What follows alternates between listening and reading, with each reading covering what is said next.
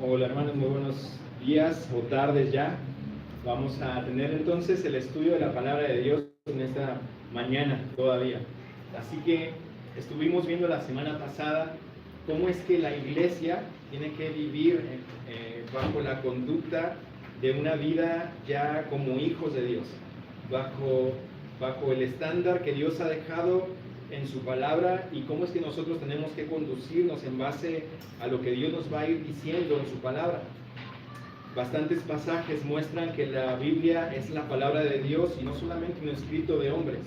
La Biblia dice que es inspirada por Dios y útil para redarguir, para instruir, para corregir en justicia. Me faltó ahí otro, a fin de que el hombre de Dios sea enteramente preparado para toda buena obra. Entonces, la palabra de Dios es lo que la iglesia necesita para poder avanzar en la vida cristiana a la cual Dios le ha llamado. No hay otra forma en la que el Hijo de Dios o el creyente pueda crecer. Entonces se le habló a los ancianos, se le habló a las ancianas, a las mujeres más jóvenes, a los jóvenes, ¿verdad? Las jovencitas, cómo tienen que manejarse. Y vimos todas estas formas de conducta, que no es una sugerencia en sí, sino va a ser un mandato que Dios va a dejar a nuestras vidas para que nosotros podamos vivir consecuentemente bajo ellos y así entonces dar gloria a Dios con nuestras vidas, porque el propósito de la vida de todo creyente es llevar gloria a Dios con su vida. Tu vida y la mía tienen que ser consecuentes con la vida de un llamado al Evangelio, al cual en algún momento escuchamos, en algún momento creímos y por lo tanto tú y yo entonces fuimos salvados. Fuimos salvados. ¿De qué? Bueno, vamos a estar viendo, titulé esta predicación en base a estos versículos que leyó nuestro hermano Johnny, Adiel, la gracia de Dios en la vida del creyente. Ese es el título de esta mañana. La gracia de Dios en la vida tuya y en la mía. Entonces, a través de este pasaje vamos a ver dos aspectos importantes de la gracia de Dios. Y vamos a estar viendo ahí primero que nada, van a ver que dice, porque la gracia de Dios, ahí el capítulo 2 de Tito, versículo del 11 al 15. Si alguien no tiene la Biblia, por ahí pueden pasarle una, levántenle su mano y le pasamos una para que no se quede sin leerla. Todos tienen Biblia, nadie se quedó sin una. Bueno, entonces dice así la palabra de Dios. Tito, capítulo 2, versículo del 11 al 15, dice, porque la gracia de Dios se ha manifestado para salvación a todos los hombres. Después fíjate que dice, enseñándoos que renunciando a la impiedad y a los deseos mundanos, vivamos en este siglo sobria, justa y piadosamente, aguardando la esperanza bienaventurada y la manifestación gloriosa de nuestro gran Dios y Salvador Jesucristo, quien se dio a sí mismo por nosotros para redimirnos de toda iniquidad y purificar para sí un pueblo propio celoso de buenas obras. Esto habla y exhorta y reprende con toda autoridad, nadie te menosprecie. Entonces, estos primeros 4 versículos, hermanos, que estamos viendo aquí del 11 al 15, bueno, son 5, es una hermosa ilustración de nuestra salvación. Nosotros lo que estamos leyendo aquí es el Evangelio condensado, lo que podemos encontrar en toda la Biblia en cuanto a lo que Dios tiene que hablarnos de nuestra salvación, lo vamos a encontrar en estos versículos aquí. Y es tan profundo y es tan real y tan verdadero lo que Dios va a decir en estos pasajes, que nosotros tenemos que tener nuestros oídos espirituales bien abiertos, nuestros sentidos agudos y no pensar en ninguna otra cosa más. Porque seguro estoy que Dios va a hablar a tu corazón de alguna u otra manera y la definición que quizás tú tenías acerca del Evangelio pueda ser una ahorita, pero seguro va a terminar siendo otra cuando tú salgas de aquí. Porque cuando tú aprendes lo que es la gracia de Dios en tu vida y vuelves a reavivar esa verdad en tu vida, te das cuenta que hay muchas cosas que tienen otra vez que conformarse al Evangelio. Y esos engranes en tu mente y en tu corazón van otra vez arrancando conforme al ritmo y la voluntad de Dios. Entonces dice, porque la gracia de Dios se ha manifestado para salvación a todos los hombres. ¿Qué es la gracia? La gracia es un regalo no merecido, un favor inmerecido, algo que se recibe sin merecimiento humano. Es algo que, por ejemplo, un niño se porta mal y ese niño que se portó mal robó, le pegó a su hermano y aún así le respondió a su mamá y le pegó a la mamá. Él merece ser castigado y merece una reprimienda por eso. Pero en vez de eso llega alguien y le da un sneaker y le da una bolsa de dulces y le dice toma esto. Por lo tanto hay cierta confusión en eso que sucede en ese momento. Pero eso es la gracia de Dios. Esa es la gracia de Dios la cual llegó a tu vida y llegó a la mía, porque la gracia de Dios llegó a nuestras vidas no por obra ni por mérito humano, sino por un favor inmerecido, un regalo que no merecíamos y Dios, por lo tanto, en su misericordia te lo entregó a ti y me lo entregó a mí, porque mereciendo ser castigados por causa de nuestro pecado, Dios lo que hizo fue enviarnos a su Hijo Jesucristo. Y esta fue la gracia de Dios para con nosotros. Por eso va a decir ahí, la palabra gracia, recuerda, significa un favor inmerecido, algo que se recibe sin mérito humano, no es por obras, no hay algo que podamos hacer para merecernos eso que Dios nos quiso dar a través de su Hijo Jesucristo. Y vamos a avanzar para que tú puedas saber qué es esto. Dice allí entonces que por la gracia de Dios, porque la gracia de Dios se ha manifestado para salvación a todos los hombres. Ya vimos lo que es la palabra gracia, pero que dice la gracia de Dios se ha manifestado. La palabra manifestado ahí significa brillar sobre, significa llegar a ser literalmente visible. Eso significa manifestarse o ser manifestado. Significa ser conocido o sabido, aparecer, dar luz, o sea, te habla de manifestarse. Entonces, cuando dice aquí la palabra de Dios, que la gracia de Dios se ha manifestado, significa que la gracia de Dios brilló sobre tu vida, vino a tu vida y se manifestó. Y es lo que Dios hizo en tu vida y en la mía. Dios dice que su gracia se manifestó a ti con un propósito. Fíjate lo que dice ahí, para salvación. Para salvación. La gracia que está hablando aquí en este pasaje significa que la gracia de Dios no es solamente un regalo que alguien merece por haberse portado mal, sino que está hablando que por causa de tu pecado y del mío, nosotros merecíamos morir, porque así lo va a decir la palabra de Dios. Hay dos malas noticias y dos buenas noticias que tienen que ver con esto. La gracia de Dios tuvo que llegar a tu vida y a la mía por causa de estas dos malas noticias. ¿Y cuáles eran estas dos malas noticias? Bueno, quiero compartírtelas a través de un video. Podría decírtelas yo ahorita, pero quisiera que pusieras atención, porque la gracia de Dios se manifestó a ti y a mí por esta situación. Así que vamos a buscarlo ahorita ahí. Voy a mandarle yo el link allá a Multimedia para que lo vea. Igual si buscas ahí una página de Mantel en YouTube, ahí va a aparecer, me van a ayudar a buscarlo ahorita para ponértelo, pero te lo voy a ir explicando. Dice la palabra de Dios en Romanos capítulo 3, versículo 23, por cuanto todos pecaron y están destituidos de la gloria de Dios, o sea, están separados de Dios.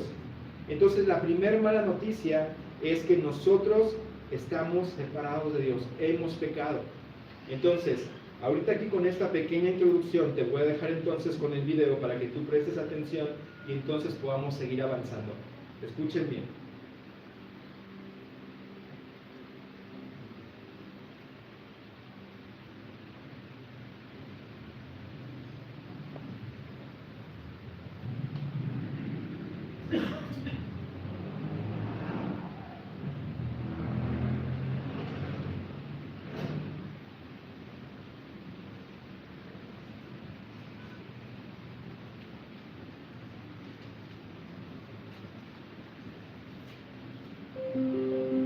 ¿Me permite hacerle una pregunta? ¿Alguna vez alguien le ha mostrado en la Biblia cómo se puede tener la seguridad absoluta de ir al cielo? La Biblia contiene tanto malas noticias como buenas noticias. Las malas noticias tienen que ver con usted y conmigo. Las buenas noticias tienen que ver con Dios. Veamos las malas noticias primero. Todos somos pecadores. Romanos 3:23 dice, por cuanto todos pecaron y están destituidos de la gloria de Dios. Pecar significa errar el blanco. Por ejemplo, cuando mentimos, odiamos, codiciamos, traicionamos, rompemos promesas, etc., perdemos el estándar divino que Dios nos dio. Supongamos que usted y yo tratáramos de lanzar unas piedras hasta la luna. Tal vez usted podría lanzarlas más lejos que yo, pero ambos quedaríamos cortos de llegar al blanco. De la misma forma, ninguno de nosotros alcanza el estándar de perfección que Dios establece. Ni en pensamientos, ni en palabras, ni en hechos estamos cerca de la perfección. Pero las malas noticias se vuelven aún peor. El castigo por el pecado es la muerte. Romanos 6:23 dice, porque la paga del pecado es la muerte. Cuando somos contratados para realizar un trabajo, recibimos un pago. El dinero es nuestro salario, es lo que hemos ganado. La Biblia dice que por haber pecado hemos ganado la muerte. Eso significa que merecemos morir y estar separados de Dios por siempre. Pero Dios sabía esto, y eso nos lleva a las buenas noticias. Cristo murió por usted. Romanos 5:8 dice, mas Dios muestra su amor para con nosotros, en que siendo aún pecadores, Cristo murió por nosotros. Supongamos que usted está en un hospital muriendo de cáncer, y yo le digo, saquemos las células cancerosas de su cuerpo y depositémoslas en mi cuerpo. Si esto fuera posible, ¿qué ocurriría conmigo? ¿Qué ocurriría con usted? Yo moriría, y usted viviría. Yo moriría en su lugar. La Biblia dice que Cristo tomó el castigo que nosotros merecíamos por el pecado, lo puso sobre sí mismo y murió en nuestro lugar. 3 días después, Cristo resucitó como prueba de que el pecado y la muerte han sido derrotados y que sus afirmaciones de ser Dios eran verdad. Así como las malas noticias se vuelven peores, las buenas noticias se vuelven mejores. Usted puede ser salvo por medio de la fe en Cristo. Efesios 2:8-9 dice, porque por gracia ustedes han sido salvos mediante la fe. Esto no procede de ustedes, sino que es el regalo de Dios, no por obras, para que nadie se jacte. Fe significa confianza. Usted podría preguntarse, ¿confiar en qué? Usted debe confiar en que solo Cristo le puede dar el perdón de sus pecados y la vida eterna. Así como usted confía en que una silla le sostenga sin ningún esfuerzo de su parte, así también debe confiar en Jesucristo para su salvación, sin ningún esfuerzo suyo. Pero usted quizá diga, yo soy muy religioso, yo ayudo a los pobres, yo soy muy bueno, yo voy a la iglesia, ¿realmente no hago nada malo? Todo esto es bueno, pero el llevar una vida decente, ir a la iglesia, ayudar a los pobres o cualquier otra cosa buena que usted pudiera hacer, no puede ganarle la entrada al cielo. Usted debe confiar solo en Jesucristo y Dios le regalará la vida eterna. ¿Hay algo que le impida confiar en Cristo en este momento? Si cree que está listo, puede hacer una oración. No es la oración la que le salva, es confiar en Cristo lo que le salva. La oración es simplemente la manera de decirle a Dios lo que usted desea. Puede hacer una oración en la que le diga a Dios que ha confiado en Él. Amado Dios, yo sé que soy un pecador, sé que merezco el castigo por mis pecados, sé que Cristo murió y resucitó por mí. Confío en Jesucristo como mi Salvador. Gracias por tu perdón y por la salvación que ahora tengo. En el nombre de Jesús, amén.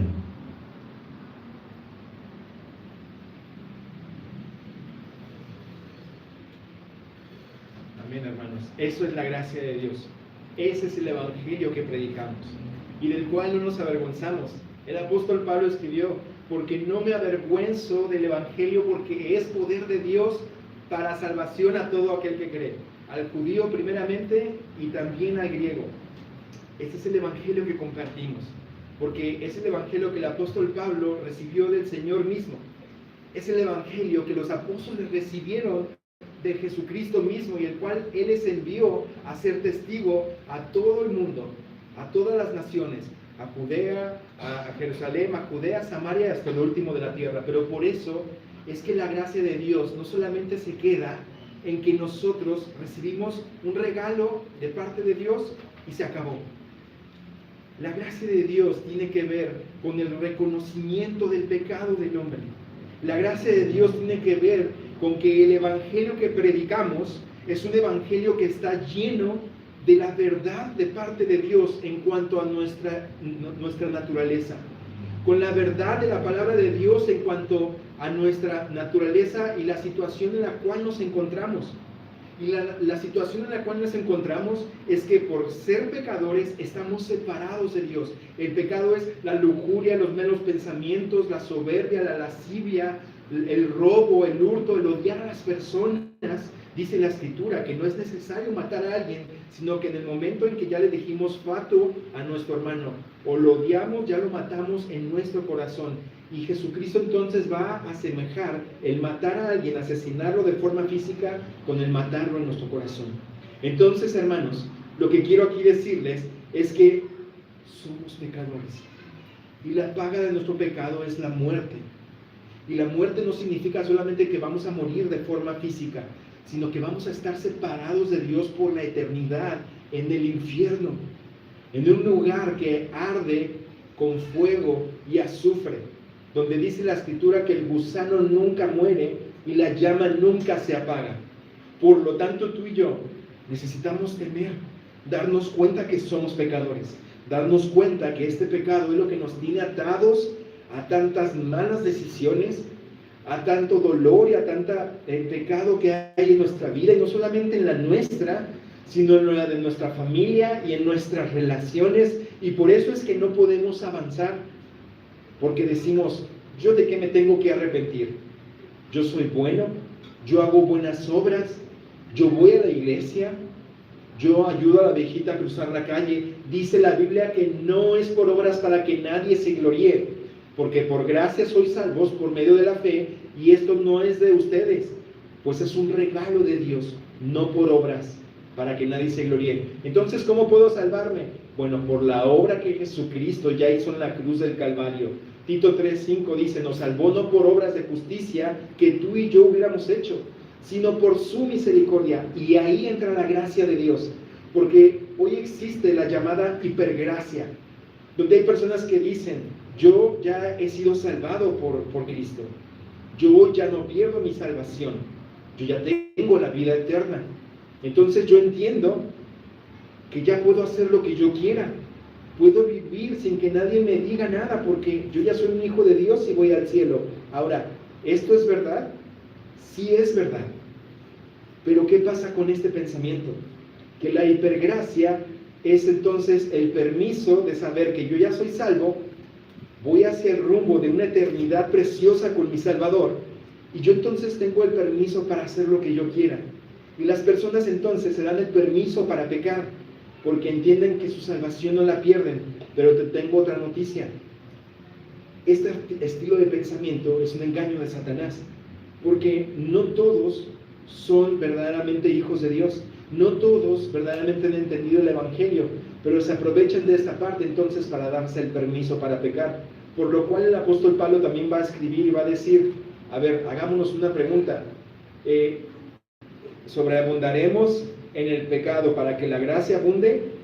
En ninguna manera. En Romanos va a escribir esto. El apóstol Pablo va a decir, no es el abundar en nuestro pecado para que la gracia sobreabunde, sino al contrario, yo voy a sujetar mis pasiones y mis deseos para que entonces la verdadera gracia de Dios se muestre en mi vida. Entonces, mis hermanos, seguimos ahí en el versículo, dice, porque la gracia de Dios se ha manifestado para salvación. La gracia de Dios tiene que ver con la salvación a todos los hombres. Y aquí, mis hermanos, hay otra parte. Hay personas que dicen que la salvación no es para todo el mundo, que solamente Dios eligió a algunos, que Dios no murió por todos, sino por algunos. Pero constantemente en la Escritura vamos a ver que Dios murió por todos los hombres, por el más bueno aparentemente y por el más malo por sus propias obras por las cuales ha pagado en este mundo. Todos tienen acceso a esta salvación tan grande que Jesucristo ha hecho por cada uno de nosotros. Pero sí es cierto que no todos los hombres van a ser salvados. ¿Por qué? Porque hay algo que se requiere. Y eso que se requiere es la fe. La fe, mis hermanos, es la palabra pistis, que significa tener una convicción o una firme persuasión, confianza de lo que Cristo ya ha hecho por mí en la cruz del Calvario. Entonces, mis hermanos, lo que necesitamos es confiar en Jesucristo. ¿Qué pasa aquí? Que Cristo murió por todos. Cristo murió por todos, pero todos no han decidido poner su confianza en Cristo. Es algo muy diferente. Hay personas que dicen, yo no quiero confiar en Cristo, yo no quiero dejar mi pecado, yo estoy a gusto con mi pecado. Pero ojo, cuando tú escuchas esto, escuchaste el Evangelio y algo que te está redarguyendo, hay algo que te está diciendo, híjoles, esto que estoy haciendo, Dios lo sabe y me está diciendo que es pecado y ahora yo sé que voy al infierno. Tenemos que entender, mis hermanos, que la salvación es para ti y para mí. La salvación que Dios te está ofreciendo es por gracia y no por obras. Por lo tanto, tienes que recibirla por fe. Pero tienes que entender que, claro, tienes que arrepentirte de tu pecado y tienes que reconocerte como tal, porque es lo que Dios dice en su palabra. Porque una persona que no se reconoce como pecadora es una persona que no necesita a quien le salve, no necesita de un salvador. Entonces, mis hermanos, vamos a ver que la gracia de Dios se ha manifestado con 3 propósitos. Ya vimos el primero. Número 1, el propósito es para salvación, versículo 11. Vamos a ver el siguiente. Pero antes de pasar al siguiente punto, vamos a ver ahí 1 de Pedro, capítulo 1, versículo 10 al 12, para afirmar este principio. Fíjate lo que dice ahí.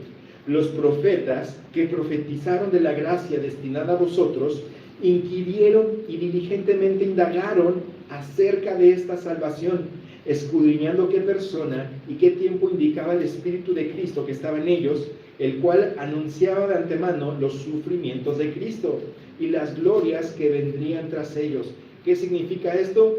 Que ya venían profetizando los profetas acerca de Jesucristo y Él iba a ser el Mesías que iba a sufrir y el que iba a entregar su vida por nosotros, el Cordero de Dios, el cual se menciona en Isaías, se menciona en Jeremías y en todos los profetas que hablaron acerca de Jesucristo. Pero seguimos leyendo, fíjate. A estos se les reveló que no para sí mismos, sino para nosotros administraban las cosas que ahora os son anunciadas, por los que os han predicado el Evangelio por el Espíritu Santo enviado del cielo, cosas en las cuales anhelan mirar los ángeles, porque la gracia de Dios se ha manifestado. Entonces, mis hermanos, así dice, porque la gracia de Dios se ha manifestado. Volvemos a nuestro pasaje de Tito. Aquí la gracia de Dios, mis hermanos, significa, es el sinónimo del Hijo de Dios, de Jesucristo. La gracia de Dios para nosotros se llama Cristo. La gracia de Dios para nosotros no es más que Jesucristo muriendo por nuestros pecados, entregando su vida en lugar de nosotros.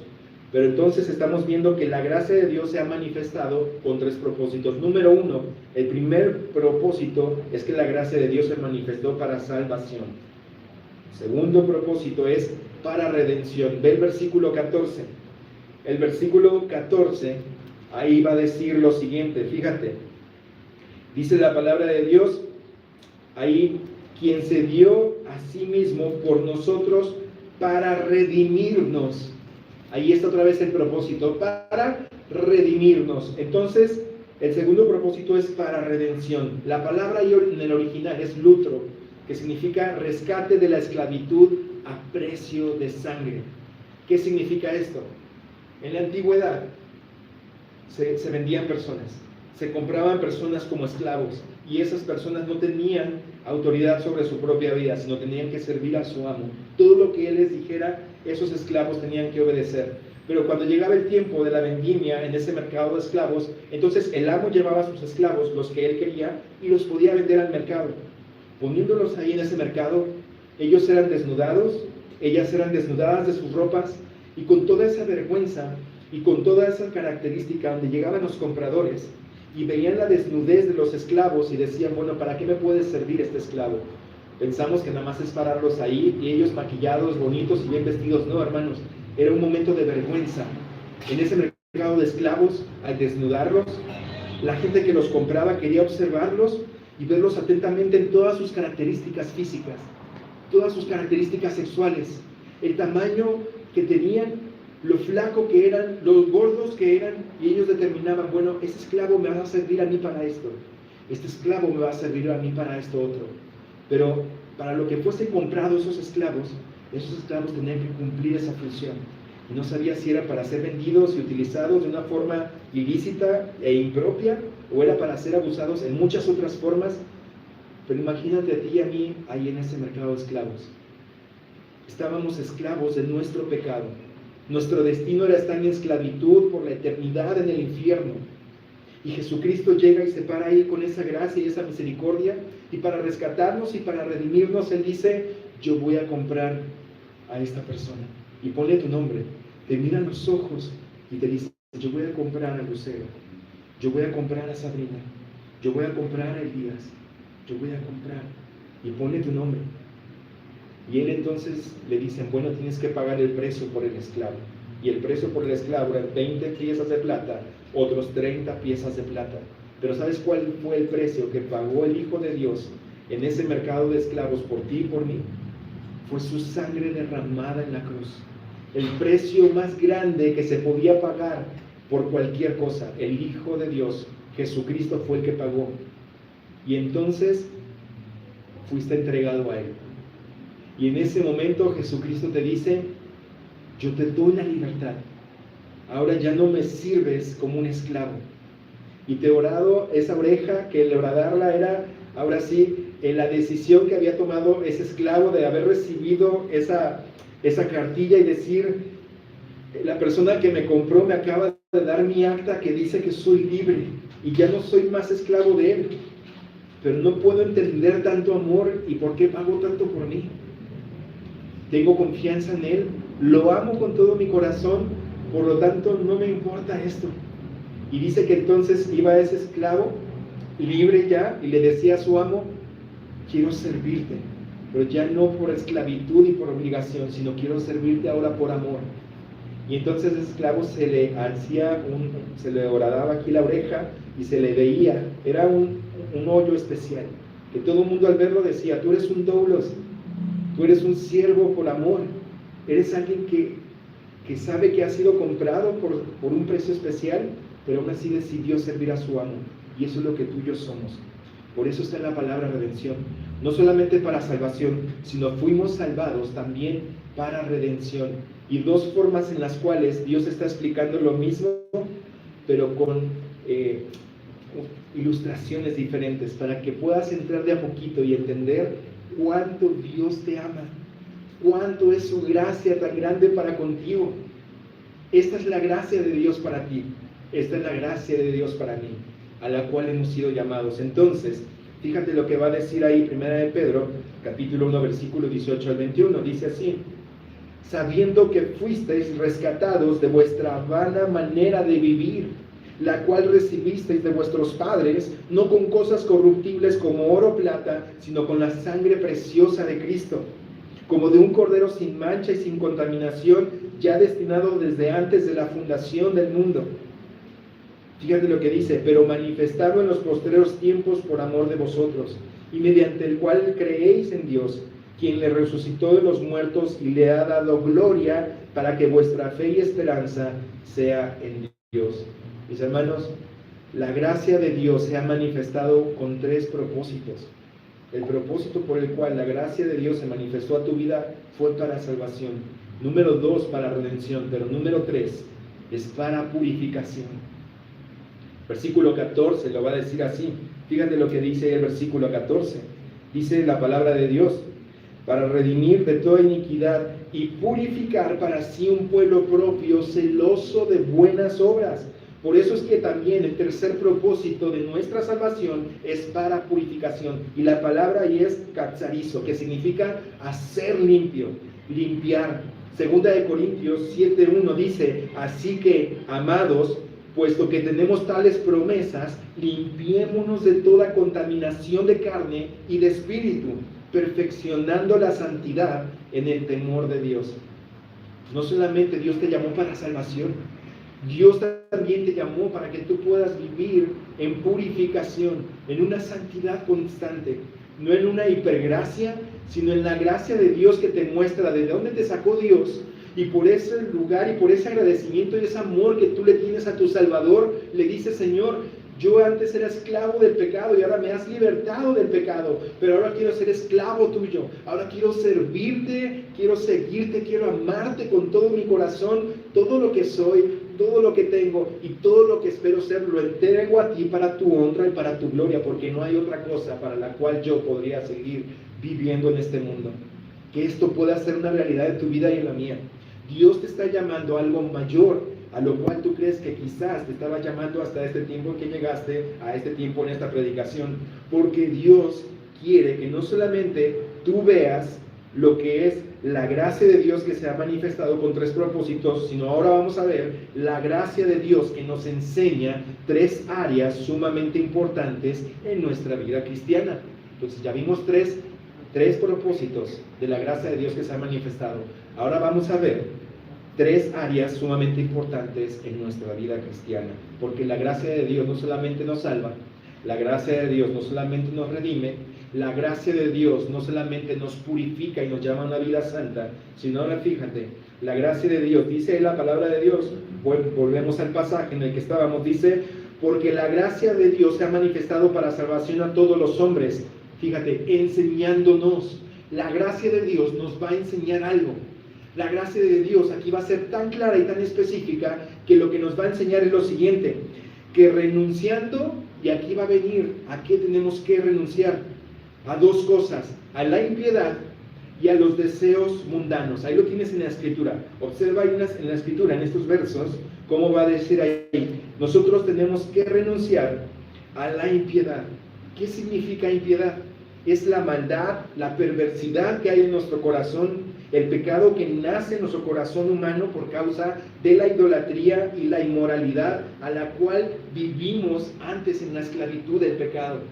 Pero que ahora que ya somos salvos, vamos a ser llamados una y otra y otra y otra vez a vivir entonces en esa misma esclavitud. Porque déjame decirte que en el momento en el que tú creíste, recibiste una naturaleza nueva, que es la naturaleza del Espíritu Santo. Fuiste regenerado, fuiste sellado por medio del Espíritu Santo, que son las arras de nuestra herencia. En ese momento recibiste una nueva naturaleza, pero la Biblia nunca te va a eximir, ni va a decir que perdiste la vieja. Por lo tanto, hay 2 naturalezas que hoy habitan en tu ser y en tu corazón, en tu mente. Y esas 2 naturalezas es la naturaleza vieja, o la naturaleza pecaminosa, y la naturaleza divina. La naturaleza divina, ya lo dijimos, el Espíritu Santo morando en ti. La naturaleza pecaminosa es aquella en la cual vivías muerto y muerta en tus delitos y pecados, en tu lujuria, en tus pasiones, en tus malas decisiones, en tus malas palabras, en querer odiar a la gente, un montón de cosas, pero Dios te rescató de allí. Entonces, pensando en que tenemos estas 2 naturalezas, te quiero decir lo siguiente, aquí depende mucho de cuál tú estés alimentando hoy en día. Porque si tú estás, son 2 perros, siempre me gusta esto porque me lo enseñaron así y así lo enseño, me gusta la ilustración de los 2 perros. Tú empiezas a alimentar a uno más que al otro y los pones después a pelear y va a ganar obviamente el que está más fuerte. El perro que está más fuerte es el que fue más alimentado, mejor cuidado y el que está ahí al pendiente, ¿cierto? Entonces, nosotros tenemos que alimentar nuestra naturaleza divina y hacer morir la naturaleza pecaminosa, es lo que nos dice la Escritura. Eso significa que tenemos que renunciar a nuestro pecado. Renunciar significa huir de la tentación. Renunciar significa hacer morir pueblo terrenal en vosotros. Renunciar significa mortificar, matar nuestro pecado. Y una de esas formas de matar nuestro pecado no es a buscar la tentación para fortalecerte más, sino la Biblia va a decir que huyas de la tentación, así como José. José, capítulo 39 en Génesis. Vas a ver que José el soñador, aquel de la capa, de los muchos colores, fue vendido por sus hermanos, fue llevado a Egipto porque lo vendieron a los árabes y llegando allá, Dios tuvo misericordia de él, fue creciendo en la casa de Faraón y ahí entonces fue puesto sobre la casa del oficial del oficial de la guardia, Potifar se llamaba, ¿verdad? Y la mujer de Potifar lo buscó.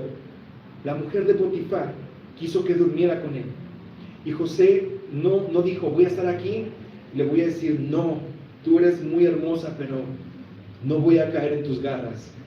No dijo José, no, eres una mujer egipcia de las más bonitas que hay aquí en todo, pero yo voy a hacer que no vi nada y te voy a pedir que te vayas. ¿Qué dice la Biblia que hizo José? Él huyó, porque si no hubiera huido, él conocía quién era. Él sabía cuál era su naturaleza y por lo tanto, ¿qué hizo? Patitas, ¿para qué las quiero? Vámonos de allí, porque si permaneces allí y jugueteas con el pecado, vas a caer en ese pecado. Mis hermanos, somos carne. Si te corre sangre por las venas, ten por seguro que vas a ser tentado igual como cualquier mortal. No hay ninguno aquí que seamos la cuarta persona de la Trinidad. Ay, la Biblia te dice que tienes que hacer morir lo terrenal y el pecado en ti. ¿Qué es esto? Huye, vete de ahí. Comparte con alguien que sea espiritualmente maduro y que pueda escucharte y que, al cual le rindas cuentas. Llega delante del Señor y ponte a cuentas con Él. Si confiesas tus pecados, Él es fiel y justo para perdonar tus pecados y limpiarte de toda maldad. Así que, mis hermanos, no solamente tenemos que renunciar a la impiedad, sino también a los deseos mundanos. Entonces, la gracia de Dios nos enseña que una de estas áreas en nuestras vidas a la cual tenemos que renunciar es a los deseos mundanos. Y tú dices, caray, pero yo pensé que la gracia de Dios nada más era en cuanto a mi salvación. Siempre conocí que era un regalo no merecido que Dios me dio en mi salvación y la gracia ahí se detiene. No, mis hermanos, la gracia de Dios tiene que ver con todo en nuestra vida. La gracia de Dios no se ha detenido, sino que te llama a ti y a mí a vivir una vida de santidad. Y la vida de santidad es renunciar a la impiedad, pero también a los deseos mundanos. ¿Qué quería decir Pablo con esto de los deseos mundanos? Bueno, Juan Crisóstomo decía que las cosas mundanales son las que no podemos llevarnos al cielo, sino que se desintegran con todo lo del mundo presente. Entonces, esta es una definición que dio uno de los padres de la iglesia o padres apostólicos hace muchísimos años, pero tiene mucha coherencia con lo que va a decir la palabra de Dios. Entonces, las cosas que se desintegran de este mundo presente son esas cosas mundanales. Entonces, los deseos mundanales es que son las cosas que no podemos mostrarle a Dios cuando estemos en su presencia. Piensa en todo aquello que no puedes mostrarle a Dios ni te puedes llevar de aquí. No le puedes decir, Señor, mira, tengo una casa. Señor, mira, tengo un auto. Incluso si pudieras llevarte todos tus títulos. Señor, tengo una maestría. Señor, tengo un doctorado. Nada de eso te vas a poder llevar. ¿Qué sí vas a poder llevar? Coronas, galardones, tu corazón, tu vida de servicio rendida a Dios. Entonces, solo Cristo puede hacer que no solo nuestra vida exterior, sino también lo más íntimo de nuestro corazón lleguen a ser aptos para que Dios los vea con agrado. Primera de Juan, capítulo 2, versículo 15 al 17. Por favor, alguien que me ayude a leerlo en cuanto a los deseos mundanales. Primera de Juan, capítulo 2, versículo 15 al 17. Si aparece en la pantalla, también pueden leerlo desde ahí, y si no, desde sus Biblias, ya sea hombre o mujer, que se ponga de pie. Fuerte, gracias. No améis al mundo ni las cosas que están en el mundo. Si alguno ama al mundo, el amor del Padre no está en él. Porque todo lo que hay en el mundo, los deseos de la carne, los deseos de los ojos y la vanagloria de la vida, no provienen del Padre, sino del mundo. Y el mundo pasa y sus deseos, pero el que hace la voluntad de Dios permanece para siempre. Amén. El que hace la voluntad de Dios permanece ¿para cuándo? Siempre. Para siempre. Pero todo aquello de lo cual te afana hoy, todo aquello de lo cual no puedes presentarle a Dios cuando estés en el cielo, tiene que ver con los deseos mundanales. Ahora, esos deseos mundanales, estamos hablando cuando ganan tu corazón y están ocupando tu mente, tu tiempo y tu pensamiento antes que Dios. Porque si todo eso está ocupando tu mente, tu pensamiento y todo antes que Dios, entonces eso se está volviendo un ídolo y estás idolatrando eso que no vas a poder presentarle a Dios. Ahora, todas esas cosas, cuando están sujetas y debajo de Dios, tú puedes utilizarlas para vivir, puedes utilizarlas para bendecir, puedes utilizarlas para poder ser de testimonio a cualquier persona, empezando por tu familia, empezando por el pobre, empezando por el necesitado. No estamos aquí diciendo que eso son cosas malas, porque las necesitamos para vivir, como el dinero, como la comida, como el sustento. Un auto ya no es un lujo, es una necesidad. Bueno, una casa, gloria a Dios. Pero si eso está ocupando el primer lugar en tu corazón y está robando la primer prioridad o el primer lugar que debería de ser Dios en tu vida, o sea, hablando en cosas prácticas, no tienes un devocional, no tienes una vida de oración, no tienes una vida de evangelismo, no predicas el evangelio a nadie. ¿A qué estás dedicando tu tiempo? ¿A qué estás dedicando tus fuerzas? Sí, necesito que te duela, porque al final va a decir la Escritura, esto manda, exhorta y ordena.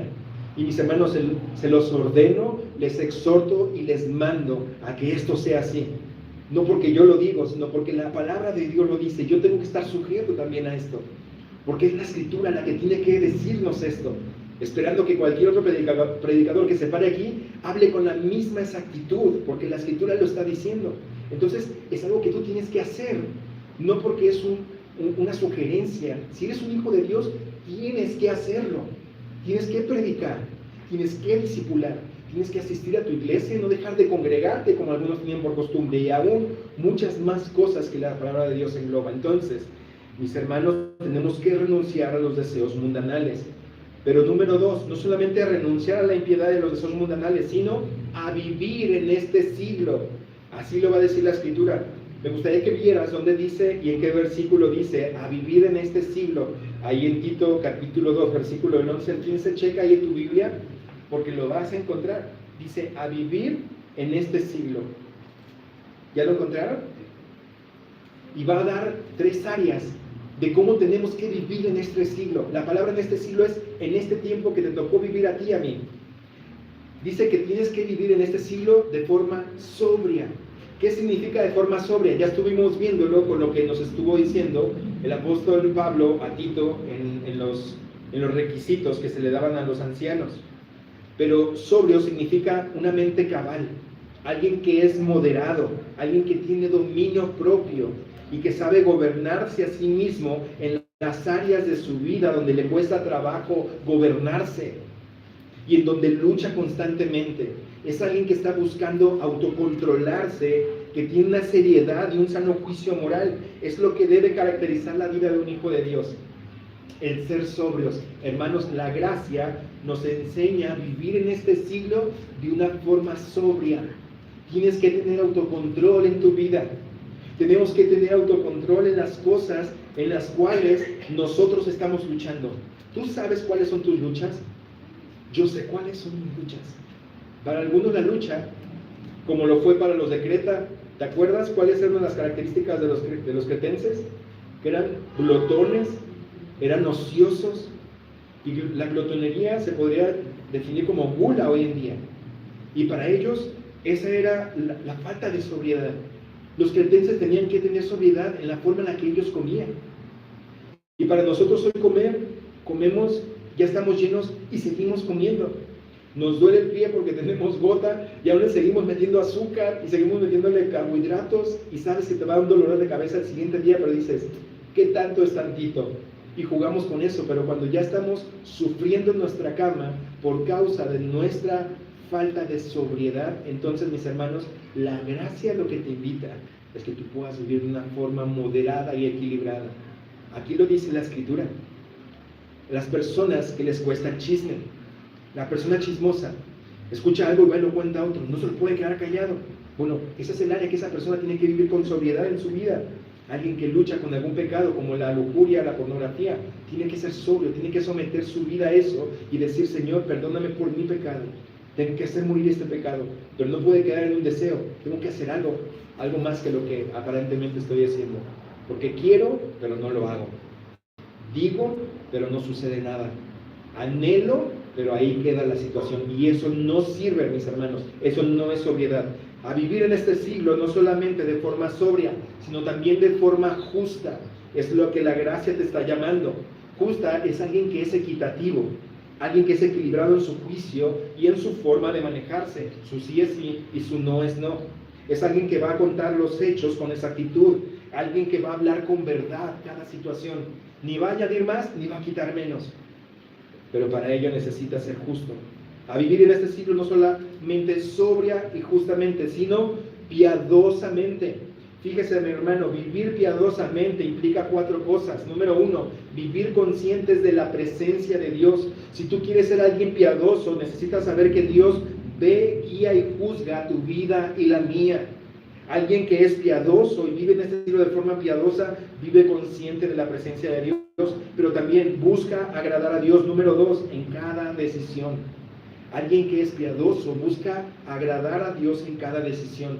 No toma decisiones así por tomarlas, no toma decisión en base a sus pasiones y sus deseos, sino que va a abrir la Escritura y va a decir, Señor, ¿tú qué me dices en tu palabra?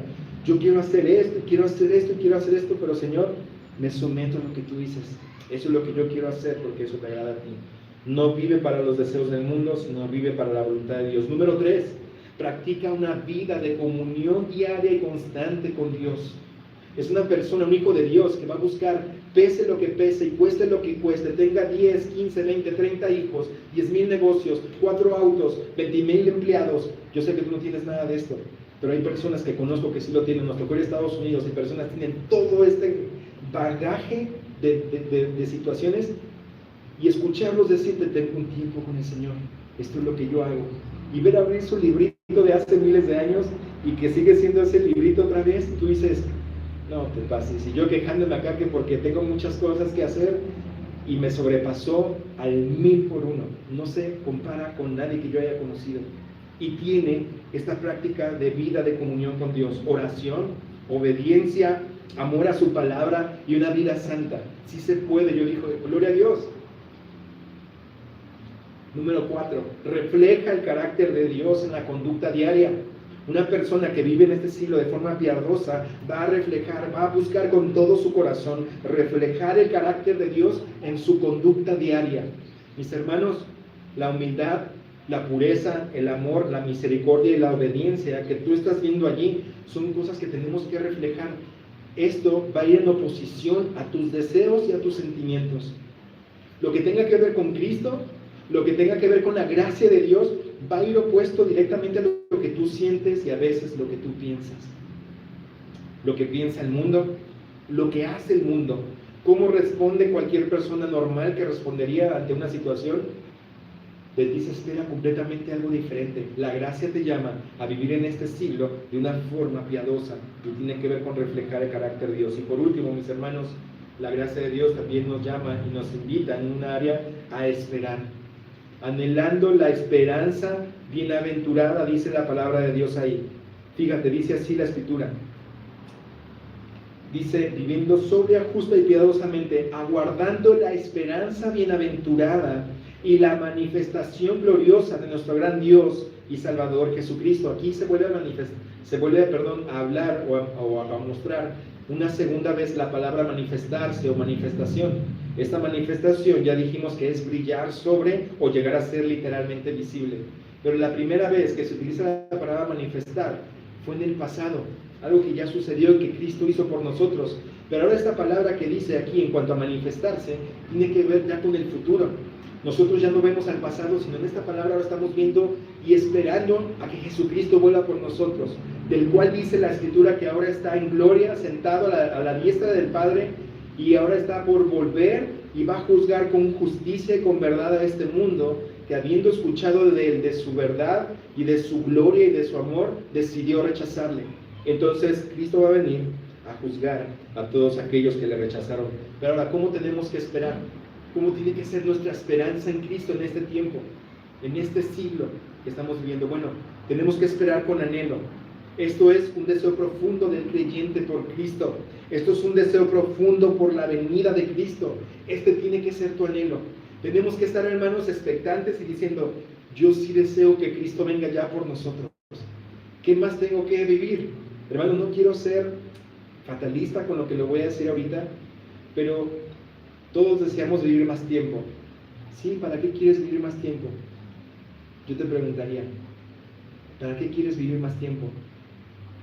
Es que quiero lograr tener una casa. Bueno, es algo bueno, quiero tener una casa. Quiero tener un auto que nunca tuve. Bueno, si Dios te da 100 años más y lo tienes, y dices: quiero seguir viviendo más tiempo, ¿para qué lo usarías? Ya tienes la casa, ya tienes el auto. Es que quiero tener más. Bueno, ¿cuántos años más necesitas? No, pues otros 100, y Dios te los da. Ya tienes lo que quiso tu corazón. Ahora, ¿para qué los usarías? Pues es que, y quieres más, y quieres más, y quieres más. ¿Crees que para eso te llamó Dios? No, mis hermanos, ten contentamiento con lo que Dios te ha dado. Y si puedes hacer, fructificar lo que Dios ha puesto en tu mano, gloria a Dios. Pero acuérdate que le vas a presentar a Dios no lo que tienes aquí, sino aquello que no te puedes llevar es lo que le vas a presentar a Él. El anhelo, mis hermanos, y el agradecimiento, esta esperanza, te va a librar de ese sentimiento. Te va a librar de esa falta de certeza y seguridad de lo que Dios tiene para ti en tu vida. No solamente necesitamos esperar con anhelo, sino con expectación. Esto es esperar activamente lo que Dios ya prometió. Dios nos prometió vida eterna, Dios nos prometió que el Espíritu Santo iba a estar con nosotros, ya lo cumplió, y Dios prometió, Cristo prometió que Él va a regresar por nosotros y nos va a tomar para que donde Él está, nosotros también estemos. Ahora esperamos esa promesa. Mis hermanos, hay más de 700 profecías que ya se cumplieron hace siglos atrás. Hay promesas que Dios nos hizo en su palabra que se están cumpliendo ahora. Y hay promesas que están siendo escritas como estas en cuanto a la expectación de lo que Dios ya nos prometió, que estamos esperando que van a suceder. Y yo te quiero preguntar algo. ¿Dios ha mentido en el pasado? No, porque Él ha cumplido todo. ¿Dios ha mentido en el presente? No. ¿Tú crees que Él nos está mintiendo en cuanto al futuro, de que Él va a venir por nosotros, nos va a tomar y nos va a llevar a esa casa que Él ya te está preparando? ¡Qué hermoso! Dios te está preparando una casa que es invaluable, una casa que no se marchita, ni se rompe, ni le entra ahí salitre, ni gusanos, ni nada, mi hermano. Gloria a Dios por eso, es una promesa que esperamos. Vive esperando activamente el regreso glorioso de Cristo. También necesitas esperar con confianza. Esto es seguridad firme en la promesa divina, pero también seguro plenamente de que Cristo va a cumplir su promesa. Dios te prometió a ti, aférrate a su promesa. Millones de cristianos escuchan esta palabra y dicen, ok, sí, está bien. Pero si tú te aferras a la promesa de Dios y te aferras a sus promesas, le dices, Señor, tú me lo prometiste esto, yo sé que tú me lo vas a dar. No va a haber otra cosa en la cual puedas estar poniendo tu mira en las cosas de la tierra, sino las vas a poner en las cosas de arriba, mis hermanos. Y después, espera doblemente feliz. La palabra es Macarios. Espera con bienaventuranza, espera con este gozo presente y eterno en Cristo. Espera con alegría la venida de Cristo. Así es como tenemos que estar anhelando y esperando la venida de nuestro Señor Jesucristo. Mis hermanos, son estas dos cosas que hemos aprendido de la gracia de Dios en la vida del creyente. Te las voy a repetir. La gracia de Dios que se ha manifestado con 3 propósitos y la gracia de Dios que nos enseña también 3 áreas en nuestras vidas. Si tú has tomado nota de esto, gloria a Dios, pero apropiátelo, vuélvelo a estudiar porque es algo maravilloso para tu vida y para la mía. Es algo que tenemos que compartir con las personas. La gracia de Dios nos salvó, fue manifestada a nosotros. Así que, mis hermanos, bueno, un ejemplo, ¿no? Es lindo ver lo que Dios va haciendo, ¿no? Por ahí mi hermana y su hija están haciendo esas tarjetitas a mí me partió el corazón. Lo quise mostrar aquí, no para que ellas sientan gloria, la gloria es para nuestro Dios, ellas lo saben, pero dice, si no fuera por las pruebas no serías tan fuerte como lo eres hoy. Dios siempre te está formando incluso cuando parece que está rompiendo. Salmo 28:7. Después hay otro, cuando llegue el momento indicado, yo el Señor haré que suceda. Isaías 60:22. Y después la fe, la certeza de lo que se espera. Hebreos 11:1. Y yo empecé a leer y yo dije, hace tiempo quizás yo hacía esto, pero dejé de hacerlo. ¿Y por qué dejé de hacerlo? Porque dejé de vivir bajo la gracia de Dios y empecé a vivir bajo mis propias fuerzas. Y si no vives bajo la gracia de Dios, te encuentras viviendo bajo tus propias fuerzas y dejas de empezar a vivir una vida de fe activa que bendice a los demás. Entonces yo dije, ¿para qué es esto? Lo van a enmicar, lo van a mandar poner plastificado y lo van a repartir a los soldados acá enfrente. Yo dije, gloria a Dios, porque cuando yo creí en Cristo, yo quería predicar hasta las piedras. No sabía cómo predicar el Evangelio. Iba con la persona que me topaba en la universidad, ahí en el CUCS, quería ser doctor, ya estaba en enfermería y el siguiente semestre iba a entrar a medicina. Iba con mis amigos, nos sentábamos con nuestro libro de anatomía en la target y teníamos que estudiar 45 páginas para el siguiente día. Estábamos ahí y yo, espérense, ¿les puedo decir algo? Y no sabía, pero había recibido a Cristo hace una semana. Y estaba allí y les decía, ¿sabían que pues, somos pecadores y Dios les ama y Cristo murió por ustedes? Y era lo único que sabía decir. No me sabía ni un versículo ni nada, pero había algo dentro de mi corazón que ya no me dejaba en paz. Yo quería compartir el Evangelio. Yo quería que las personas supieran quién era Cristo, porque sabía que ellas iban a ir al infierno si no confiaban en Él. Y mis hermanos, pasa el tiempo y pueden suceder 2 cosas con el paso del tiempo. Una es que tu espíritu se apague y estés viviendo en tus fuerzas y por lo tanto la manifestación de tus acciones y tus decisiones son completamente carnales. O puede ser que estés entendiendo de otra forma la gracia, la cual se disfruta de una manera diferente. Cuando eres nuevo en la fe, claro, haces un montón de cosas, pero cuando ya has entendido la gracia y tienes mucho tiempo en la fe, te empiezas a dar cuenta que la gracia de Dios es que te ha sostenido en todo este tiempo. Que la gracia de Dios, a pesar de lo que eres y lo que has hecho en tu caminar con Cristo o sin Él, Dios sigue siendo el mismo y te sigue amando con el mismo amor y sigue sosteniendo sus promesas y te dice: yo soy tu Padre, tú eres mi Hijo amado, te tengo en mis manos y nadie puede separarte de ellas. Y sigues volteando a ver a la cruz y sigue siendo el mismo sacrificio. Sigues volteando a la tumba y es una tumba que está vacía. Sigues volteando al cielo y sigues mirando a Jesucristo sentado a la diestra del Padre diciéndote: te amo, te he rescatado con un propósito, te sigo amando a pesar de lo que eres y lo que hagas, porque la salvación no la pierdes. Esto es real. Pero mis hermanos, volvamos nuevamente al principio, que no se diga como se dijo de la iglesia de Éfeso: tengo contra ti que has dejado tu primer amor, porque ya no me amas como antes me amabas, porque ya no haces las cosas que hacías antes. ¿Qué pasó contigo? Pues es que me engañaron, pues es que me hicieron mal, me maltrataron, no me cumplieron, tengo mucha pérdida. Y es de, ¿y qué? Si ya tienes la salvación que Cristo te ha dado. Mis hermanos, que lo que sea que podamos aprender de los nuevos creyentes, que lo que sea que podamos aprender del más viejo en la fe, que sea algo que despierte tu corazón. Por lo tanto, antes de orar, mis hermanos, quiero tomar ahora sí el tiempo de esto. Se viene un tiempo donde van a haber muchas actividades. Se vienen campamentos, por ejemplo. Jóvenes, campamento es un tiempo hermoso. Ya lo va a decir ahorita, daré también en los ejemplos, en los anuncios. Pero campamento es un tiempo donde tú vas a recibir la palabra de Dios. Es un tiempo donde vas a compartir y hacer conexión con otros jóvenes que sí tienen las mismas luchas que tú, sí también son estudiambres, sí también tienen un montón de situaciones, pero te das cuenta que ellos se encuentran en Cristo y tú dices: wow, hay algo diferente aquí, que yo no veo afuera, pero es tu tiempo como joven. Disfrútalo para ti, porque Dios tiene cosas hermosas para mostrarte y para darte. Si hoy te toca servir, sirve. Si hoy te toca tomar y que te ministren, sé ministrado, pero cualquier cosa disfrútala en el tiempo de Dios. Por lo tanto, mis hermanos, el paréntesis es: ya vienen campamentos, acérquense ahí con David, que también va a estar allá, ¿verdad? En campamentos en Arandas, y los que vayan a otro lugar, bueno, que el Señor les bendiga, les damos las bendiciones de acá, pero la mayoría de los jóvenes van a ir a lo que es Arandas. Ahí animamos ahorita que vayan, porque es lo más cerca que hay, ¿verdad? Igual es bueno el campamento allá en Palabra de Vida, pero bueno, ¿qué queremos decirte? Este próximo domingo es el ágape en la iglesia. Es el ágape en la iglesia. Amén, Señor, ya me estoy asustando, digo: Señor, no les hablaste nada de estos cuantos, ¿qué onda, no? Nada, pero en verdad, hermanos, digo: Señor, es el ágape en la iglesia. Debería de nacer en nuestro corazón de decir: Señor, ¿qué voy a traer? Quiero compartir algo con mis hermanos. Si tengo algo, eso lo puedo hacer el siguiente domingo, pero es una sola vez al mes el ágape. Quiero compartir con mis hermanos. ¿Y sabes qué va a suceder después del ágape?